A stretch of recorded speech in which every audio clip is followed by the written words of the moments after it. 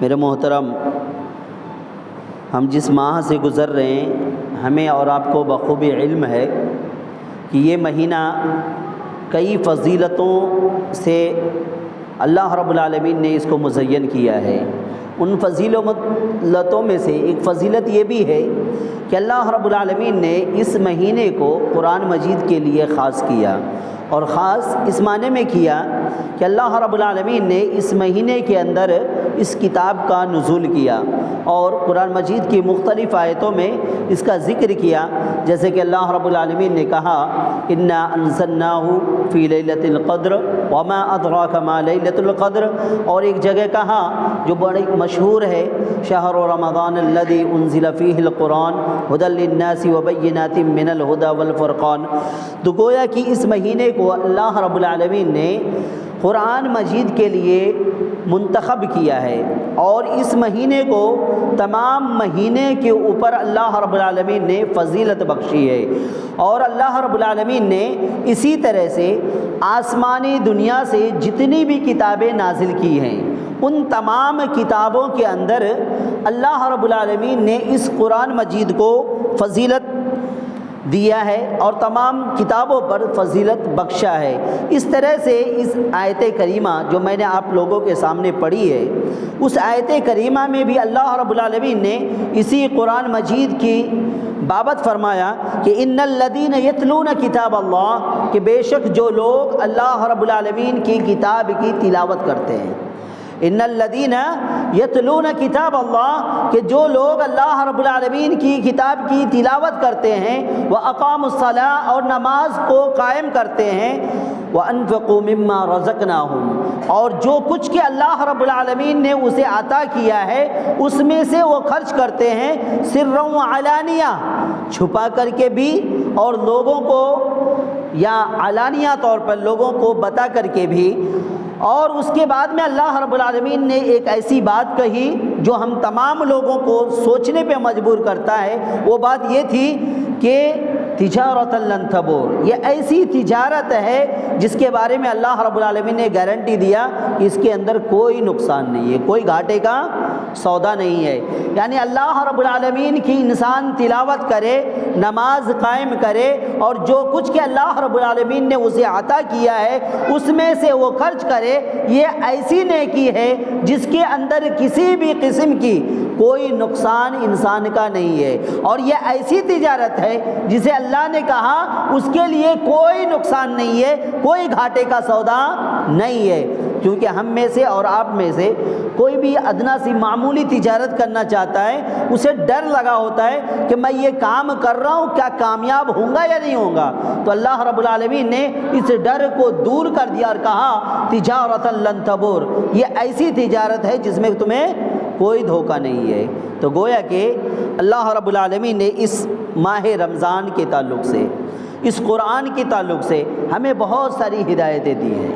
اور اس ماہ کے اندر قرآن کو پڑھنے کے بارے میں، قرآن کی تلاوت کرنے کے بارے میں، قرآن کو سننے کے بارے میں اور قرآن کو سمجھنے کے بارے میں قرآن مجید کے اندر ڈھیروں آیتیں ہیں، بہت ساری آیتیں ہیں جو ہمیں قرآن کی طرف بلاتی ہے۔ یہی معنی بلکہ اپنی زندگی کی ساری ایام میں ہمیں دعوت دیتی ہے کہ ہم قرآن کی طرف آ جائیں۔ تو میرے محترم، قرآن کیا ہے؟ تو ہم میں سے تقریباً ہر ایک شخص جانتا ہے کہ قرآن یہ وہ کتاب ہے جسے اللہ رب العالمین نے جبرائیل کے ذریعے سے محمد صلی اللہ علیہ وسلم پر نازل کیا ہے۔ یعنی وہ یہ کتاب ہے جو اللہ رب العالمین کی طرف سے محمد صلی اللہ علیہ وسلم پر بذریعہ وحی حضرت جبرائیل علیہ السلام کے ذریعے سے محمد صلی اللہ علیہ وسلم پر اتاری گئی ہے۔ اور کس کے لیے اتاری گئی ہے؟ یہ امت محمدیہ کے لیے اتاری گئی ہے، اور دوسرے معنی میں ھدی للناس، یہ تمام لوگوں کے لیے اتاری گئی ہے۔ یعنی اس کے اندر قرآن مجید نے کہا کہ میں صرف امت محمدیہ کے لیے ہی نہیں بلکہ دنیا انسانیت کے اندر جتنے بھی شخص ہیں، جو بھی ہیں اللہ رب العالمین کی کائنات کے لیے، تمام لوگوں کے لیے اس کتاب کو اللہ نے کہہ دیا ھدی للناس۔ یہ کیا ہے؟ تمام لوگوں کے لیے۔ کے لیے ہدایت ہے۔ اللہ رب العالمین نے اپنی زبان میں اس کو کہا وَإِنَّهُ لَتَنزِيلُ رَبِّ الْعَالَمِينَ نَزَلَ بِهِ الرُّوحُ الْأَمِينُ عَلَى قَلْبِكَ لِتَكُونَ مِنَ الْمُنذِرِينَ بِلِسَانٍ عَرَبِيٍّ مُبِينٍ کہ یہ وہ کتاب ہے جو اللہ رب العالمین کی طرف سے نازل کیا گیا ہے.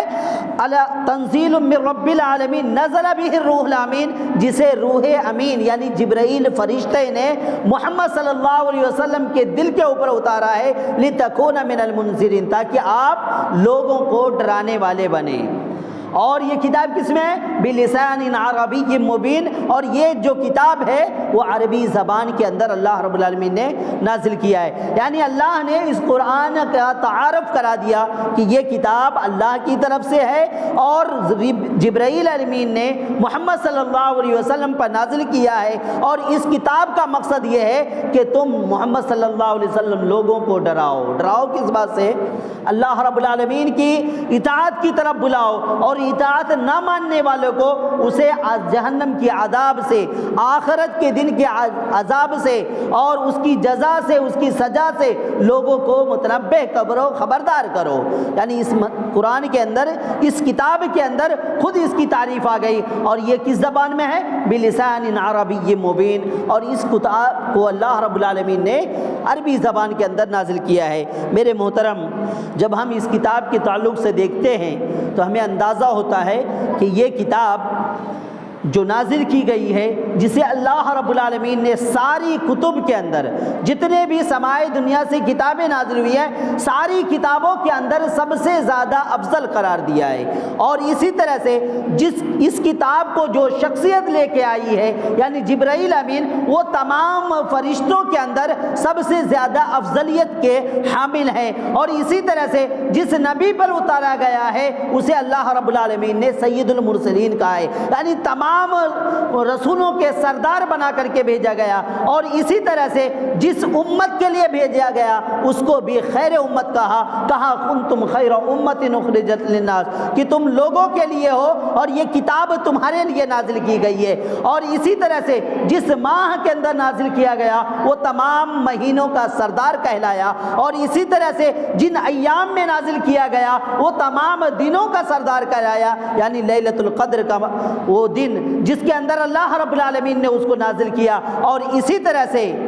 جس زبان کے اندر نازل کی گئی وہ زبان بھی تمام زبانوں کے اندر سب سے زیادہ فصیح و بلیغ زبان ہے. اور اتنے زیادہ الفاظ اور اتنے زیادہ معانی اس کے اندر ہیں جو کسی اور زبان کے اندر اس سے زیادہ نہیں پائے جاتے ہیں. میرے محترم، میں بتاتا چلوں کہ عربی زبان کی فصاحت، عربی زبان کی جو بلاغت ہے، ہم جو انگلش بولتے ہیں، انگلش کے اندر گھوڑے کے لیے ایک شبد آتا ہے ہارس. اور اگر عربی زبان کے اندر آپ گھوڑے کے لیے دیکھنے جائیں گے تو کم سے کم آپ کو 100 الفاظ ملیں گے جو صرف اور صرف گھوڑے کے لیے استعمال ہوتے ہیں. اسی طرح سے الفاظ معانی کا ذخیرہ ہے عربی زبان، جو اس کے اندر اللہ رب العالمین نے اس قرآن کو نازل کیا ہے. یعنی جتنی بھی زبانیں ہیں ان تمام زبانوں کے اندر سب سے زیادہ میٹھی زبان، سب سے زیادہ بہتر زبان، سب سے زیادہ اچھی زبان اور الفاظ معانی سے بھرپور زبان جسے اللہ رب العالمین نے عربی زبان قرار دیا ہے. تو گویا کہ قرآن مجید کی خصوصیت یہ ہے کہ اس سے جس کا بھی تعلق ہوا وہ تمام کے تمام افضلیت کے مراحل کو پار کر گئے. یعنی یہ کتاب جہاں نازل ہوا وہ شہر بھی سب سے زیادہ افضل قرار پایا، جس کے لیے نازل ہوا وہ بھی سب سے زیادہ افضل قرار پایا، اور جس پر نازل ہوا وہ بھی سب سے زیادہ افضل قرار پایا. یعنی یہ کتاب کا تعلق جس سے بھی بنا ہے اس کو اللہ رب العالمین نے اونچا مرتبہ دے رکھا ہے. اسی طرح سے اللہ رب العالمین نے جب اس کتاب کو نازل کیا تو اللہ رب العالمین نے اس کی حفاظت کی ذمہ داری بھی اپنے اوپر رکھی ہے. دنیا کا کوئی بھی کتاب ایسا ہے جسے لوگ من وعن یاد کر لیں تو آپ گنے چنے اگر کوئی ہو تو ہو، لیکن اکثریت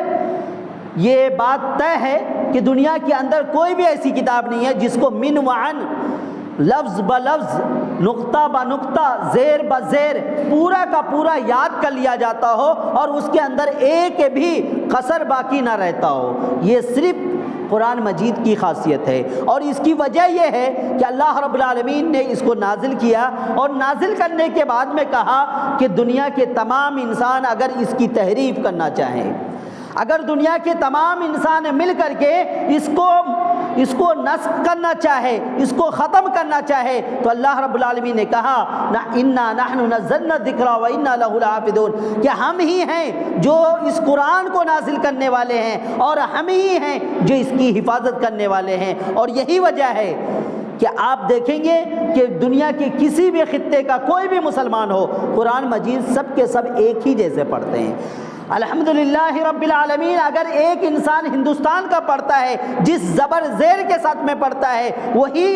وہی انسان اگر دوسرے خطے کا ہے تو وہ بھی الحمدللہ رب العالمین من وعن اسی زبر زیر کے ساتھ میں پڑھتا ہے، یعنی اس کے اندر کوئی کوتاہی نہیں ہوتی ہے، کوئی کمی نہیں ہوتی ہے، نہ نقطے کا فرق آتا ہے، نہ زبر کا اضافہ ہوتا ہے، نہ زیر کی کمی آتی ہے، تو نہ تشدید جزم کا فرق آتا ہے۔ یہاں تک کہ کتنا بڑھانا ہے، کتنا بڑھا کر کے پڑھنا ہے، کس کو کس سے ملانا ہے، کب ملانا ہے، یہ تمام باتیں ہر ایک کو ازبر رہتی ہیں، اور مکمل طور پہ دنیا کا ہر خطہ کا ہر انسان سیم ٹو سیم لفظوں میں اس کی تلاوت کرتا ہے۔ یہ قرآن مجید کی خاصیت ہے، اور یہ اللہ رب العالمین کی طرف سے ہے کہ ہم نے اس کو نازل کیا ہے، اور ہم ہی اس کی حفاظت کرنے والے ہیں۔ اور اسی طرح سے اللہ رب العالمین نے لوگوں کو چیلنج بھی کر دیا کہ اگر تم سمجھتے ہو کہ میری یہ دعویٰ، میرا یہ کہنا کہ ہم اس کی حفاظت کرنے والے ہیں غلط ہے، تو ایک کام کرو، تم عربی دان ہو، تم عربی بہت زیادہ جاننے والے ہو، اور مشرکین مکہ کو غرور تھا، ان کی اپنی عربی کے اوپر، اپنی عربی دانی کے اوپر ناز تھا۔ ان سے کہا گیا کہ اگر تمہیں لگتا ہے کہ یہ قرآن مجید کے اندر تم تحریف کر سکتے ہو، یا اس قرآن مجید کے جیسا تم کوئی لفظ لا سکتے ہو، تو اللہ نے کہا وَإِن كُنتُمْ فِي رَيْبٍ مِّمَّا نَزَّلْنَا عَلَىٰ عَبْدِنَا فَأْتُوا بِسُورَةٍ مِّن مِّثْلِهِ، اگر تمہیں شک ہے اس قرآن کو منزل من اللہ ہونے میں، یعنی اللہ کی طرف ہونے میں، تو تم اس کے جیسا ایک سورت لے آؤ۔ بلکہ اللہ رب العالمین نے پوری انسانیت سے کہا قُلْ لَئِنِ اجْتَمَعَتِ الْإِنسُ وَالْجِنُّ عَلَىٰ أَن يَأْتُوا بِمِثْلِ هَٰذَا الْقُرْآنِ لَا يَأْتُونَ بِهِ وَلَوْ كَانَ بَعْضُهُمْ لِبَعْضٍ ظَهِيرًا، کہ اگر انسان اور جنات سارے لوگ مل جائیں اور اس قرآن کے جیسا ایک حرف لانا چاہیں، ایک آیت لانا چاہیں، ایک سورہ لانا چاہیں، کبھی بھی نہیں لا سکتے ہیں، غرض ہے کہ ایک دوسرے کے وہ مددگار کیوں نہ بن جائے، یعنی سارے لوگ مل جائیں اور مل کر کے وہ چاہیں کہ قرآن مجید کے اندر تحریف کر لیں یا قرآن مجید کے جیسا کوئی لفظ لے آئیں، تو میرے محترم اللہ نے کہا یہ ممکن نہیں ہے، یہ ہو نہیں سکتا ہے۔ اور ہم اس کی مثال بھی دیکھتے ہیں کہ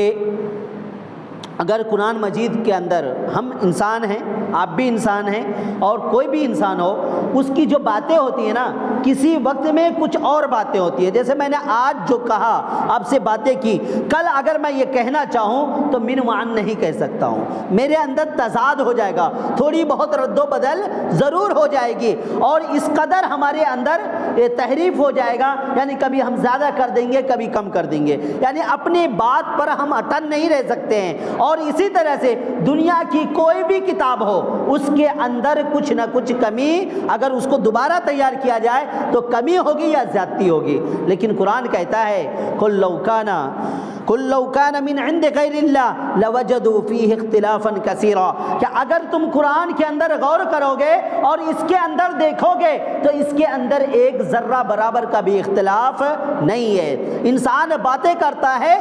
اور بات اپنی دوسرے تک پہنچاتا ہے، ان کی باتوں کے اندر اختلاف اور تضاد والی باتیں پائی جاتی ہیں، وہ کتابیں لکھتا ہے، اس کتاب کے اندر تضاد پائی جاتی ہے، یا مان لے قانون کی کتابیں ہیں، اس قانون کا ایک شکہ دوسرے شک سے موافقت نہ ہونا یہ ثابت ہو سکتا ہے، لیکن قرآن مجید یہ ایسی کتاب ہے جس کے اندر ذرہ برابر بھی ایک دوسرے سے کوئی اختلاف نہیں ہے، اور اس کی اللہ رب العالمین کی طرف سے ہونے میں سب سے بڑی یہی دلیل ہے کہ لو کان من عند غیر اللہ، کہ اگر اللہ کے علاوہ کسی اور کی طرف سے ہوتا تو اس کے اندر لوگ اختلاف پاتے، لیکن اختلاف کا نہ ہونا اس بات کا ثبوت ہے کہ اللہ رب العالمین کی طرف سے ہے، اس کے اندر کسی قسم کی کوئی کمی نہیں آ سکتی ہے۔ تو یہ اللہ رب العالمین نے اس قرآن کی حفاظت کرنے کی ذمہ داری خود پہ لے رکھی ہے۔ اسی طرح سے یہ قرآن مجید جب ہم پڑھتے ہیں تو یہ اس کے اندر ایک الگ ہی تاثیر ہے۔ جو شخص قرآن مجید کی تلاوت کرتا ہے، جو اس کو سمجھ کے پڑھتا ہے، جو اس کی حرف بحرف کو سمجھنا چاہتا ہے، یا اس کے معنی مطالب کو سمجھنا چاہتا ہے، یا اس کی تفسیر یا تشریح پڑھنا چاہتا ہے، یقین مانیے اگر دل کو حاضر کر کے، دماغ کو حاضر کر کے اگر اس کو پڑھا جاتا ہے تو اس کے اندر اتنی زیادہ تاثیر پائی جاتی ہے جس کی مثالیں ہمیں ان لوگوں پہ بھی ملتی ہے جو لوگ قرآن کے سب سے بڑے دشمن ہوا کرتے تھے، جو قرآن کو مٹانے کے لیے کھڑے ہوئے تھے، جو قرآن کو مٹانا چاہتے تھے یا اس کی جیسی کتابیں لانا چاہتے تھے یا قرآن سے دور لوگوں کو بھگا رہے تھے، وہ دشمن بھی اس بات کی گواہی دینے پر مجبور ہو جاتے ہیں۔ قرآن مجید نے مشرکین مکہ کے بارے میں کہا وَقَالَ الَّذِينَ كَفَرُوا لَا تَسْمَعُوا لِهَذَا الْقُرْآنِ وَالْغَوْا فِيهِ، کہ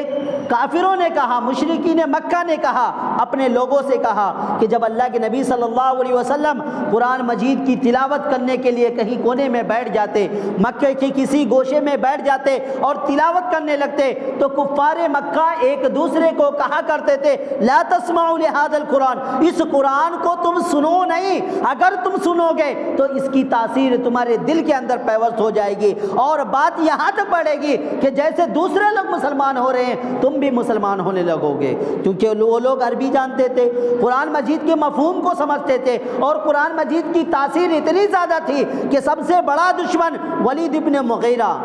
جو اللہ کے نبی صلی اللہ علیہ وسلم کے پاس میں لوگوں کو آنے سے روکتا تھا، جو لوگوں کو نبی کریم صلی اللہ علیہ وسلم کی باتیں سننے سے روکتا تھا، وہ شخص بھی آخر ایک رات اللہ کے نبی صلی اللہ علیہ وسلم تلاوت کر رہے تھے، اور تلاوت کرتے کرتے اس شخص سے رہا نہیں گیا، وہ بھی اللہ کے نبی صلی اللہ علیہ وسلم کی تلاوت کو سننے لگا، اور سنتے سنتے اتنا زیادہ مبہوت ہو گیا، اتنا زیادہ مبہوت ہو گیا کہ اسے اس کا پتہ بھی نہ چلا۔ اس کا ایک دوست جو اسلام کا بہت بڑا دشمن تھا، یعنی ابو جہل، اس نے جب ولید ابن مغیرہ کو دیکھا کہ نبی کریم صلی اللہ علیہ وسلم کی تلاوت کو سن رہا ہے، اس کو بلا کر کے لایا، اور لانے کے بعد میں اس نے کہا تم یہ کیا کر رہے تھے؟ تم تو لوگوں کو منع کرتے ہو کہ قرآن مجید نہ سنو، اور تم پھر یہ کیا کر لے رہے تھے؟ تو ولید ابن مغیرہ نے کہا، بہت بہترین جواب دیا، اور یہ حق بیانی کرتے ہوئے اس نے کہا کہ وَإِنَّ لَهُ لَحَلَاوَةً وَإِنَّ عَلَيْهِ لَتَلَاوَةً، قرآن مجید یہ تو اتنی مٹھاس والی کتاب ہے اور اس کے اندر اتنی تر و تازگی ہے کہ لگتا ہی نہیں کہ یہ کسی انسان کا کلام ہوگا، یہ یقیناً اللہ رب العالمین کا کلام ہے جو ہمیں اپنی طرف کھینچ لیتا ہے، جو سنتا ہے اس کے قریب آ جاتا ہے۔ میرے محترم، یہی نہیں بلکہ اللہ تبارک و تعالی جو دوسرے دین ہیں یعنی ادیان ہیں، عیسائی لوگ، ان کا ایک بادشاہ تھا، حبش کا رہنے والا تھا۔ جب مسلمانوں کو بہت زیادہ تکلیفیں ہونے لگی تو اللہ کے نبی صلی اللہ علیہ وسلم نے مسلمانوں کو حکم دیا کہ تم مکہ چھوڑ کر کے کسی اور شہر میں چلے جاؤ۔ لوگوں نے حبش کی جانب، جو مکہ سے کچھ دور پر سمندر کے پار ایک شہر تھا، وہاں جانا شروع کر دیے، اور وہاں جانے کے بعد میں مکہ والوں نے اپنے وقت کو بھیجا کہ یہ جو لوگ آئے ہوئے ہیں، اسلام قبول کر کے آئے، یہ ہمارے باپ دادا کے دھرم کو قبول نہیں کرتے، ان کو ہمیں سزا دینا ہے، تم ہمارے حوالے کر دو۔ وہ تمام کے تمام جو مسلمان تھے، ان میں جعفر طیار جو حضرت علی رضی اللہ تعالیٰ عنہ کے بھائی تھے، وہ بھی اس میں موجود تھے۔ جب بادشاہ نے کہا کہ تمہارے ملک کے لوگ آئے ہیں اور تمہیں اپنے ملک لے جانا چاہتے، تم کیا کہتے ہو؟ تو جعفر طیار قرآن مجید کی کھڑے ہو گئے وہاں پہ بادشاہ کے دربار میں، اور اپنی تمام باتیں سامنے رکھی۔ انہوں نے کہا کہ جو ایک نبی ہمارے درمیان میں آیا ہے، وہ عدل و انصاف کی بات کرتا ہے، وہ لوگوں کی بھلائی کی باتیں کرتا ہے، وہ اللہ کی طرف ہمیں بلاتا ہے، اور ہم تمام اللہ کی طرف آ گئے ہیں، اس وجہ سے ہماری قوم کے لوگ ہماری دشمن بنے ہوئے ہیں۔ تو بادشاہ نے کہا کیا تم کچھ ہمیں اس چیز میں سے بتا سکتے ہو یا سنا سکتے ہو تو جعفر طیار نے قرآن مجید کی سورہ طٰہٰ کی آیتیں پڑھی جس میں عیسیٰ ابن مریم کی قصے نقل ہیں، اور جب بادشاہ نے اس قرآن مجید کو سنا اور سن کر کے وہ اپنی کتابوں سے اور جو ان کے علماء نے بیان کیا تھا ان سے موازنہ کیا تو اس نے قسم کھا کے کہا کہ خدا کی قسم یہ جو محمد صلی اللہ علیہ وسلم جو کتاب لے کے آئے ہیں یہ اللہ کی طرف سے ہے، اس کے اندر ذرہ برابر بھی تفاوت نہیں ہے، جو عیسیٰ علیہ السلام کے بارے میں کہا گیا ہے وہ من وعن سچ بات ہے۔ یعنی قرآن مجید کی تاثیر اس بادشاہ کو اس قدر بھا گئی کہ انہوں نے کہا کہ تم لوگ واپس چلے جاؤ، ہم ان مسلمانوں کو واپس بھیجنے والے نہیں ہیں۔ اور اسی کا ذکر اللہ رب العالمین نے 7ویں پارے میں ان الفاظ میں کیا، وَإِذَا سَمِعُوا مَا أُنزِلَ إِلَى الرَّسُولِ تَرَىٰ أَعْيُنُهُمْ تَفِيضُ مِنَ الدَّمْعِ مِمَّا عَرَفُوا مِنَ الْحَقِّ، کہ جب آپ ان لوگوں کو دیکھو گے اِذَا سَمِعُوا مَا أُنزِلَ إِلَى الرَّسُولِ کہ جو رسول کی طرف نازل کی جاتی ہے اس کی تلاوت کی جاتی ہے، اور جب یہ سنتے ہیں تو ان کے آنکھوں سے آنسو جاری ہو جاتے ہیں اور یہ اللہ رب العالمین کے لیے رونے لگتے ہیں۔ یعنی وہ بادشاہ اس وقت اللہ رب العالمین کی طرف مائل ہو گیا، اور حدیث میں آتا ہے کہ وہ اس وقت مسلمان بھی ہو گیا، یعنی اپنا دھرم چینج کر لیا، عیسائیت چھوڑ کر کے وہ اسلام کے اندر داخل ہو گیا۔ یعنی کہنے کا مطلب یہ ہے کہ قرآن مجید کے اندر اتنی زیادہ تاثیر ہے کہ اپنے ماننے والے تو اپنے ماننے والے، غیر بھی اگر قرآن مجید کو سنتے ہیں تو اس کا دل بھر آتا ہے۔ یہ قرآن مجید ہی کی تاثیر ہے، اور یہی وجہ ہے کہ اللہ رب العالمین نے کہا کہ قرآن مجید کی تاثیر تم دیکھنا چاہتے ہو تو اگر ہم اس قرآن کو اگر پہاڑ کے اوپر جو بڑا مضبوط ہوتا ہے، سخت ہوتا ہے، جو انسانوں کے پسینے بہا دیتا ہے، جس کے ٹکڑے کرنے میں انسانوں کے پسینے بہ نکلتے، اتنا زیادہ سخت ہے، اس کے باوجود اللہ نے کہا کہ اگر ہم اس قرآن کو اس پتھر کے اوپر اس پہاڑ کے اوپر بھی نازل کریں گے تو آپ اس کو دیکھیں گے کہ وہ بھی ریزہ ریزہ ہو جاتا۔ اللہ نے کہا لو نزلنا هذا القرآن على جبل لرأيته خاشعا متصدعا من خشية اللہ، یعنی قرآن مجید کی تاثیر اتنی زیادہ ہے، اس کا وزن اتنی زیادہ ہے کہ انسان یہ پہاڑ بھی اپنی جگہ پہ اس کی ڈر کی وجہ سے ریزہ ریزہ ہو جائے۔ یعنی یہ قرآن مجید کے اندر یہ اتنی تاثیر پائی جاتی ہے۔ میرے محترم، اسی طرح سے قرآن مجید جو ہے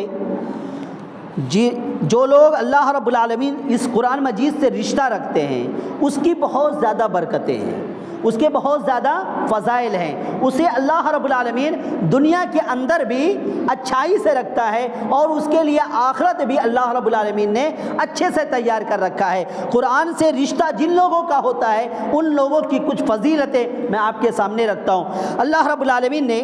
اللہ کے نبی صلی اللہ علیہ وسلم کی ایک حدیث ہے، اللہ کے نبی نے فرمایا ان اللہ یرفع بہذا الکتاب اقواما ویدعو بہ آخرین، کہ اللہ رب العالمین اس کتاب کو اپنانے کی وجہ سے کسی قوم کو عروج دیتا ہے، یعنی اونچائی کے مرحلے کو پہنچا دیتا ہے، اور جو قوم اس کتاب کو چھوڑ دیتی ہے اس قوم کو اللہ رب العالمین نیچے کے درجے پہ ڈال دیتا ہے، ذلیل و رسوا کر دیتا ہے۔ اس حدیث مبارکہ کے تحت ہم دیکھتے ہیں کہ اللہ کے نبی صلی اللہ علیہ وسلم کے زمانے سے لے کر کے تقریباً 3-4 صدی ہجری تک مسلمانوں نے قرآن مجید کو اپنایا، اور اس قدر اپنایا کہ اس کو اپنی زندگی کے اندر رائج کیا، اور یہی وجہ ہے کہ ان کی دور خلافت کے اندر ان لوگوں کے زمانے کے اندر مسلمانوں نے اعلیٰ سے اعلیٰ مرتبہ پایا، یہاں تک کہ آدھی دنیا کو ان لوگوں نے اپنے زیر سایہ کر لیا، ان لوگوں کی حکومت ان زمینوں پر تھی۔ لیکن جب مسلمان اس قرآن مجید سے زمانہ جیسے دور ہوتا گیا، مسلمان اس قرآن مجید سے دور ہوتے گئے، تو اللہ رب العالمین نے اس قرآن کو چھوڑنے کے سبب میں ایسی قوم کو پستی کی طرف ڈال دیا، ذلیل بنا دیا، رسوا کر دیا، اور آج نوبت یہ ہے کہ جہاں ہم تقریباً 900 سال 850 سال ہم نے حکومت کی. آج نوبت یہ ہے کہ ہماری مسجدوں کی بے حرمتی کی جاتی ہے، ہم مسلمانوں کے ساتھ میں کھلواڑ کیا جاتا ہے، ہمارا مذاق اڑایا جاتا ہے، ہماری مسجدوں کی مذاق اڑائی جاتی ہے، ہماری ماں بہنوں کے اوپر غلط فکرے کسے جاتے ہیں، ان گنت ایسے جملے کہے جاتے ہیں کہ ہمیں ان تمام چیزوں کو دیکھ کر کے روح کانپ اٹھتی ہے. کبھی ڈر کی وجہ سے، کبھی ایمانی غیرت جاگتا بھی ہے تو ڈر کی وجہ سے آگے نہیں بڑھ پاتے ہیں. میرے محترم، یہ صرف اور صرف قرآن کو چھوڑنے کے سبب میں ہے. قرآن سے جس قوم کا واسطہ رہا اسے اللہ رب العالمین نے اونچائی کا مرتبہ دیا، لیکن جس قوم نے بھی قرآن کو چھوڑ دیا اسے اللہ رب العالمین نے زوال کر دیا. میرے محترم، قرآن سے جس کا واسطہ ہوتا ہے وہ اللہ رب العالمین کا ولی قرار پاتا ہے. اللہ کے نبی نے کہا ان للہ اہلین من الناس، کہ بے شک اللہ رب العالمین کے کچھ اہل ہیں، کچھ دوست ہیں، کچھ احباب ہیں لوگوں میں سے. صحابہ نے کہا من ہم یا رسول اللہ، اے اللہ کے نبی صلی اللہ علیہ وسلم، وہ اہل جو اللہ رب العالمین سے جن کا تعلق ہے، جو اللہ کے دوست ہیں، وہ لوگ کون ہیں؟ تو آپ صلی اللہ علیہ وسلم نے کہا ہم اہل القرآن، جو قرآن کی تلاوت کرتے ہیں، جن کا تعلق قرآن سے ہوتا ہے، وہ شخص اہل اللہ ہے، یعنی وہ اللہ والا ہے، اللہ اس سے منسلک ہے، وہ اللہ رب العالمین سے جڑا ہوا بندہ ہے. یعنی اللہ کے نبی نے ڈائریکٹ معنوں میں کہا کہ جس بندے کا تعلق قرآن سے ہوگا اس کا تعلق اللہ رب العالمین سے ہوگا. اسی طرح سے اللہ کے نبی صلی اللہ علیہ وسلم کے ایک اور پیاری حدیث ہے کہ اللہ تبارک و تعالیٰ اس دنیا کے اندر بھی اور آخرت میں بھی اس قرآن کی وجہ سے عزت دیتا ہے. ابو ہریرہ بیان کرتے ہیں، کہتے ہیں مجتمع قوم فی بیت من بیوت اللہ، کوئی بھی قوم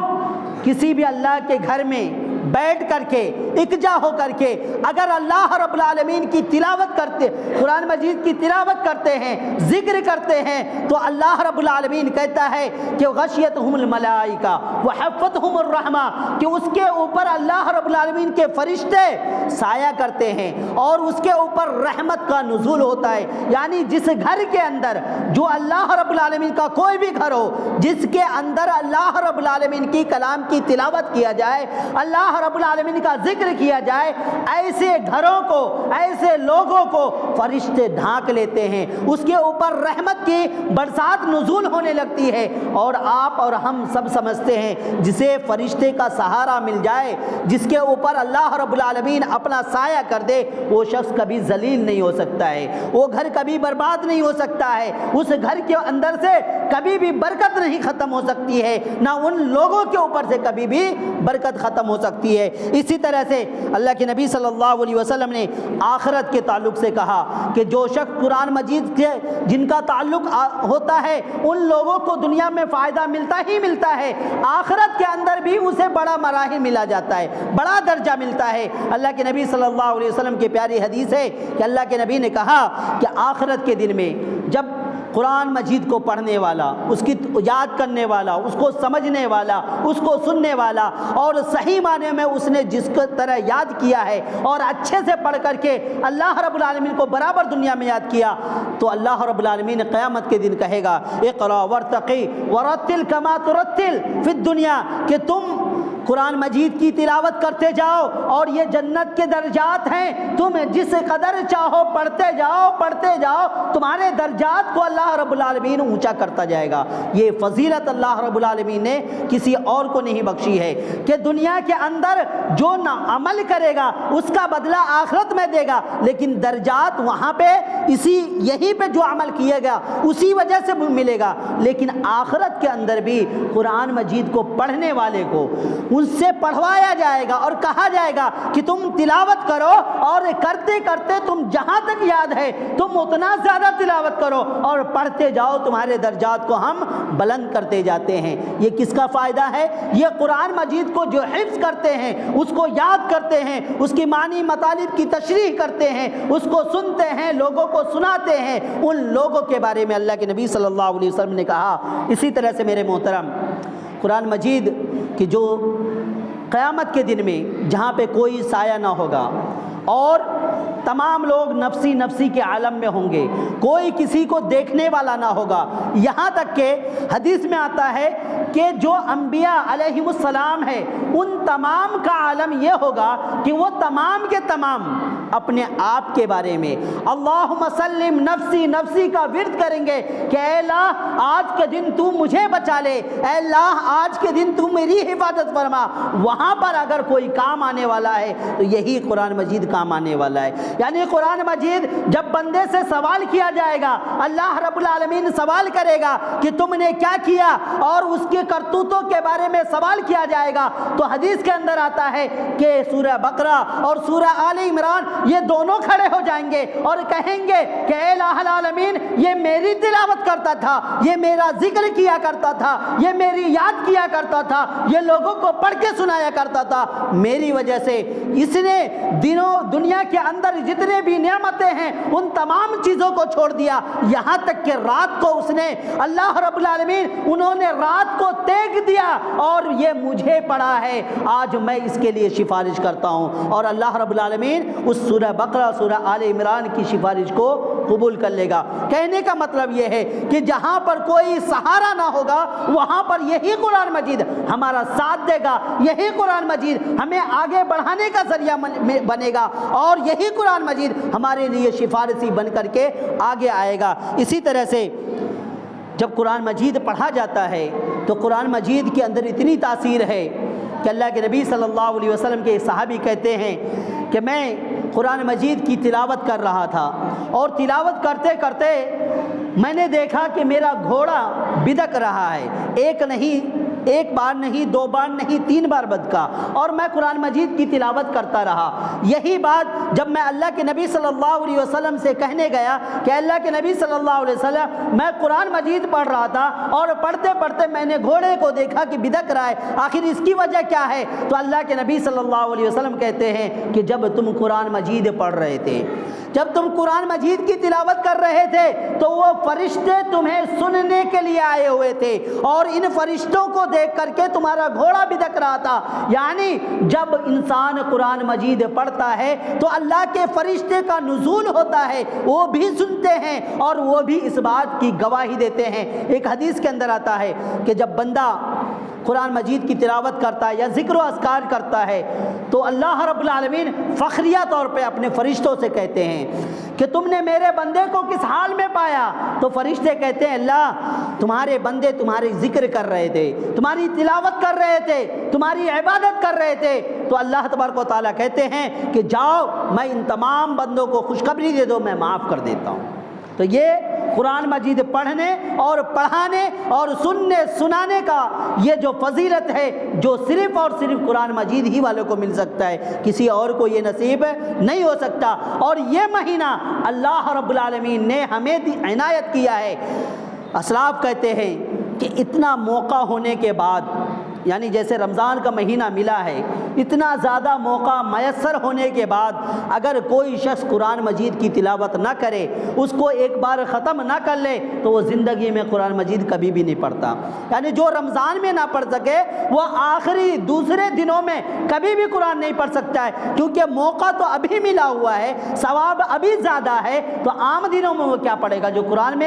جو رمضان میں اس کی صحیح معنوں میں تربیت نہ کر سکے، اس کو سیکھ نہ سکے، وہ عام دنوں میں کیا کرے گا؟ جہاں موقع ملا ہو، موقع کا فائدہ نہ اٹھا سکتا ہو، وہ دوسرے ایام میں بالکل نہیں کر سکتا ہے۔ تو اس طرح سے یہ قرآن مجید پڑھنے اور پڑھانے کا فائدہ ہے۔ میرے محترم، دنیاوی فائدوں میں سے ایک فائدہ ایسا بھی ہے کہ آپ دیکھیں گے کہ آج بھی ہر مسجدوں کے اندر انہی لوگوں کو آگے بڑھایا جاتا ہے جو قرآن مجید کا قاری ہوتا ہے، جسے قرآن مجید یاد ہوتا ہے۔ ہم میں سے، آپ میں سے بہت سارے لوگ ہیں، لیکن یہ وہ جگہ ہے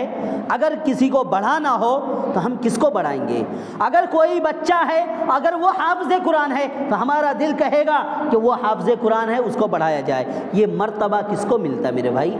یہ مرتبہ کسی امیر کو نہیں ملتا، اور یہ مرتبہ کسی دولت مند شخص کو نہیں ملتا، یہ کسی حکمراں کو نہیں ملتا، یہ بڑے سے بڑے رئیسوں کو نہیں ملتا، یہ گاؤں محلے کے سب سے بڑے سردار کو نہیں ملتا۔ یہ رتبہ اسی کو ملتا ہے جو اس قرآن مجید کی عبادت کرتے، اس قرآن مجید کو حفظ کرتے ہیں، اس کو یاد کرتے ہیں، اس کو دنیا کے اندر بروئے کار لاتے ہیں، آخرت کے لیے جمع کرتے ہیں، انہی کو یہ مرتبہ ملتا ہے۔ اللہ کے نبی صلی اللہ علیہ وسلم کے دربار میں ایک قبیلے کے لوگ آئے، بہت سارے لوگ تھے۔ اللہ کے نبی صلی اللہ علیہ وسلم نے قبیلے والوں سے پوچھا، دین اسلام کی تعلیم دے دی، ہر تمام چیز سکھا دیا، اور سکھانے کے بعد میں جب وہ لوگ جانے لگے تو اللہ کے نبی نے کہا، تم میں سے قرآن مجید کس کو زیادہ آتا ہے؟ حدیث میں آتا ہے کہ 7 سال کا بچہ تھا، یعنی وہ صحابی تھے، 7 سال کا بچہ تھا، اور اسے قرآن مجید ان قبیلے والوں میں سب سے زیادہ آتا تھا۔ اللہ کے نبی نے کہا، تم اپنے قبیلے کی امامت کرو گے۔ کس کو کہا؟ اس 7 سال کے بچے کو کہا کہ تم اپنے قبیلے والوں کی امامت کراؤ گے۔ یہ میرے بھائی، یہ مرتبہ ہے، یہ عزت ہے، یہ شرف ہے جو قرآن کی وجہ سے لوگوں کو ملتا ہے۔ اس کے علاوہ آپ کہیں بھی دیکھیں گے، کبھی بھی کسی کو آگے نہیں بڑھایا جاتا۔ آپ دنیا کے اندر کسی چھوٹے بچے کو آگے نہیں بڑھا دیں گے، وہ بھلے کتنے امیر ہو، کتنے کچھ بھی ہو، آپ آگے نہیں بڑھاتے ہیں۔ لیکن یہاں پر جو شخص قرآن مجید یاد کر لیتا، آپ نہ اس کی امیروں کو دیکھتے ہیں، نہ غریبی کو دیکھتے ہیں، آپ کی نظروں میں کیا ہوتا ہے؟ وہ قرآن مجید پڑھا ہے کہ نہیں پڑھا ہے، قرآن مجید اس کو اچھا پڑھنے آتا ہے، یاد ہے کہ نہیں یاد ہے۔ یعنی یہ مرتبہ ہے جسے اللہ رب العالمین قرآن مجید یاد کرنے والوں کو دیتا ہے، کسی اور کو یہ مرتبہ نہیں ملتا ہے۔ میرے محترم، قرآن مجید کے کچھ حقوق بھی ہیں، قرآن مجید کے کچھ حقوق ہیں۔ سب سے پہلا حق یہ ہے کہ ہمیں ایمان لانا پڑے گا۔ ایمان یہ کہ یہ اللہ رب العالمین کی طرف سے نازل کردہ کتاب ہے،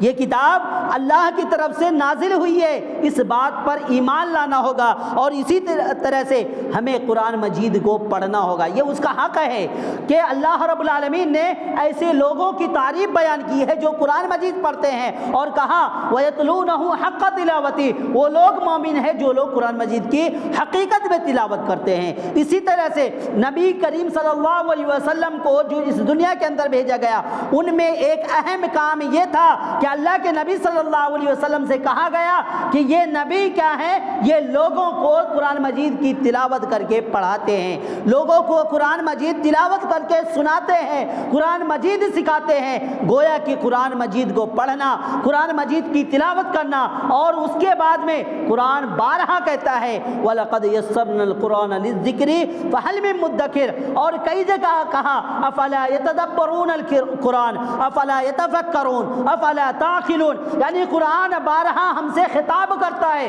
کہ تم میں سے کوئی ایسا شخص نہیں ہے، کیا تم لوگ سمجھدار نہیں ہو کہ تم آگے بڑھو؟ ہم نے قرآن کو آسان کیا ہے، وَلَقَدْ يَسَّرْنَا الْقُرْآنَ، ہم نے قرآن کو بہت آسان بنا دیا ہے، تم آگے بڑھو، اس کو سمجھنے کی کوشش کرو، اس کو پڑھنے کی کوشش کرو، اس کو آگے بڑھ کر کے اپناؤ، اور اپنا کر کے اپنی زندگی بھی سنوار لو اور آخرت بھی سنوار لو۔ اسی طرح سے جو شخص قرآن مجید کو چھوڑ دیتا ہے،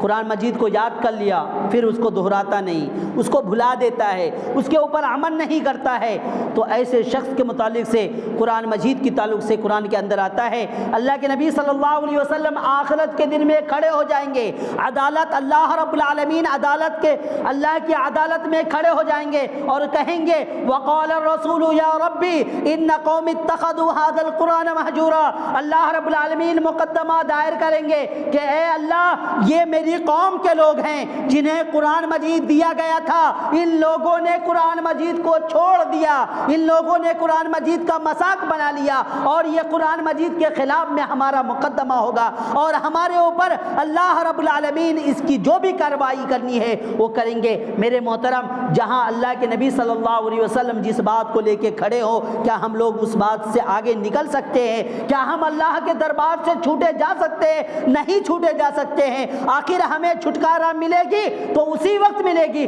جب یہ قرآن خود ہی گواہی دے گی کہ الہ العالمین یہ بندہ میرے حق میں بہت بہتر تھا، یہ میری تلاوت کرتا تھا، اس نے دنوں رات کو دیکھ کر کے صرف اور صرف مجھے اپنایا تھا۔ تو میرے محترم اس وقت کے لیے ہمیں تیار ہونا ہے جہاں اللہ کے نبی صلی اللہ علیہ وسلم قرآن کے چھوڑنے والوں کے اوپر مقدمہ کریں گے، تو ہمیں تیار رہنا ہے کہ ہمارے اوپر بھی مقدمہ نہ ہو جائے، یعنی اللہ رب العالمین ہمارے اوپر کارروائی کرے اس سے پہلے ہم اس قرآن مجید کو اپنا لیں اور اپنی زندگی کے اندر بھی رائج کریں اور اسے اپنی زندگی کے اندر لانے کی بھی کوشش کریں۔ اسی طرح سے باتیں تو بہت ہیں، لیکن ایک دعا ہے اللہ کے نبی صلی اللہ علیہ وسلم کی، بڑی پیاری دعا ہے۔ اللہ کے نبی صلی اللہ علیہ وسلم ہمیشہ اس دعا کو پڑھا کرتے تھے، اور وہ دعا یہ ہے کہ اللہ کے نبی صلی اللہ علیہ وسلم اس قرآن کے تعلق سے کہا کرتے تھے، اللہم انی عبدک وابن عبدک، اے اللہ میں تیرا بندہ ہوں، تیرے بندے کا میں بیٹا ہوں، وابن امتک، تمہاری بندی کا میں بیٹا ہوں، ناصیتی بیدک، کہ اے اللہ میری جو پیشانی ہے یہ تیرے ہاتھ میں ہے، ماضٍ فی حکمک، اے اللہ تیری جو فیصلے ہیں وہ میرے اندر رائج ہیں، عدل فی قضاؤک، اے اللہ تیرا جو انصاف ہے جو میرے مقدر میں ہے وہ ہونے والا ہے، اے اللہ اسألک بکل اسم، اے اللہ میں تیرے ہر اس نام سے تجھ سے سوال کرتا ہوں، تجھ سے مانگتا ہوں، سمیت بہ نفسک، جس نام کو تو نے اپنے لیے خاص کیا ہے، یا وہ انزلتہ فی کتابک، یا تو نے اپنی اس نام کو اس کتاب کے اندر نازل کیا ہے، یا اس نام کو تو نے چھپا کر کے رکھا ہے جو کسی کو نہیں معلوم ہے، ان تمام ناموں کو میں وسیلہ بنا کر کے اے اللہ میں تجھ سے دعا کرتا ہوں۔ اور دعا کیا کرتے ہیں؟ اللہ کے نبی صلی اللہ علیہ وسلم کہتے ہیں ان تجعل القرآن ربیع قلبی، کہ اے اللہ اس قرآن کو ان یجعل القرآن ربیع قلبی، میرے دل کا بہار بنا دے، یعنی اے اللہ اس قرآن کو میرے لیے بہار بنا دے، میرے دل کے لیے بہار بنا دے، اور ونور صدری، اور میرے سینے کا اس کو نور بنا دے، وجلاء حزنی وہمی، اور میرے غم کو چھٹنے کا ذریعہ بنا دے، وذہاب ہمی وغمی، میرے ہم کو، میرے غم کو اور میرے نقصانات کو تمام کو جانے کا ذریعہ بنا دے۔ یعنی اللہ کے نبی صلی اللہ علیہ وسلم اس دعا کو مسلسل پڑھا کرتے تھے کہ الہ العالمین جو بھی تیرے نام ہیں ان تمام ناموں کا میں وسیلہ لیتا ہوں کہ ان تمام ناموں کے صدقے میں الہ العالمین اس قرآن مجید کو میرے دل کے لیے بہار بنا دے، میرے لیے، میرے سینے کے لیے نور بنا دے، اور جو بھی مصیبتیں مجھ پہ آتی ہیں الہ العالمین اس قرآن مجید کے ذریعے سے اس کا انزال کر دے، دفاع کر دے، دور کر دے۔ تو میرے محترم یہ قرآن مجید کی تاثیر ہے، قرآن مجید کی تلاوت کرنا، قرآن مجید کو پڑھنا، قرآن مجید کے لیے چلنا، قرآن مجید کے لیے پھرنا، یہ تمام چیزیں اللہ رب العالمین کو بس بہت پسند ہے۔ آخر میں اعلاناً میں یہ بات کہنا چاہتا ہوں کہ حضرات آپ لوگوں کی مسجد میں بھی حافظ صاحب تراویح پڑھاتے ہیں، اور قرآن مجید کی آپ نے جتنی بھی فضیلتیں سنی ہیں ان تمام کو مد نظر رکھیں، اور آپ سوچیں کہ یہ اتنی مشقت والی، اتنی محنت سے کوئی شخص تراویح پڑھاتا ہے تو اس کے لیے آپ لوگ اپنے مال میں سے، میں نے جو پہلی آیتیں پڑھی آپ کے سامنے، وَأَنفَقُوا مِمَّا رَزَقْنَاهُمْ سِرًّا وَعَلَانِيَةً، کہ اللہ رب العالمین کے وہ نیک بندے ہیں جو اللہ نے مال دیا ہے اس میں سے وہ علانیتاً، ظاہراً بھی اور چھپا کر کے بھی اللہ کے راہ میں خرچ کرتے ہیں۔ تو آپ لوگ اپنا تعاون جو تراویح کے تعلق سے ہے وہ مسرور بھائی کے ہاتھوں میں دیں گے، ان کے پاس میں لسٹ ہے، اور جو بھی آپ تعاون دینا چاہتے ہیں وہ تمام لوگ مسرور بھائی کے ہاتھوں میں آپ اپنا تعاون پیش کریں۔ میرے محترم آپ کا ایک ایک پیسہ جو اس مد میں خرچ ہوگا، یعنی قرآن مجید کے بڑھاوا دینے میں خرچ ہوگا، یہ کیا ہم کچھ پیسے دیتے ہیں اس سے کوئی شخص امیر نہیں ہو جاتا، کوئی بہت بڑا نہیں ہو جاتا ہے، لیکن یہ سوچئے کہ اس کی وجہ سے ایک حوصلہ ملتی ہے، ایک انسان کے دل میں ولولہ پیدا ہوتا ہے، ایک جوش پیدا ہوتا ہے، اور اس کو دیکھا دیکھی دوسرے لوگ بھی اس کے لیے تیاری کرتے ہیں۔ تو یہ جو حوصلہ ہے، یہ جو جوش ہے، اس کو آپ بجھنے نہ دیں، اس کو آگے بڑھانے کا ذریعہ بنیں، اور اپنا جو بھی تعاون ہے آپ اس مد میں خرچ کریں۔ انشاءاللہ اللہ رب العالمین اسی تعاون کو کہیں ہمارے لیے آخرت کا بہترین ذریعہ بنائے گا، انشاءاللہ یہی ہمارے لیے زیادہ راہ ہوگا، اور اسی قرآن کے ذریعے سے ہم اللہ رب العالمین کے سامنے جب کھڑے ہوں گے تو سرخ روح ہو جائیں گے، جسے اللہ رب العالمین معاف بھی کرے گا، ہماری گناہوں کو بھی دھو دے گا، اور ہمیں آخرت میں درجات بلند کرنے کا اسی قرآن کو ذریعہ بنے گا۔ وآخیرا ندعو اللہ ان یوفقنا لما یحب ویرضی۔ السلام علیکم۔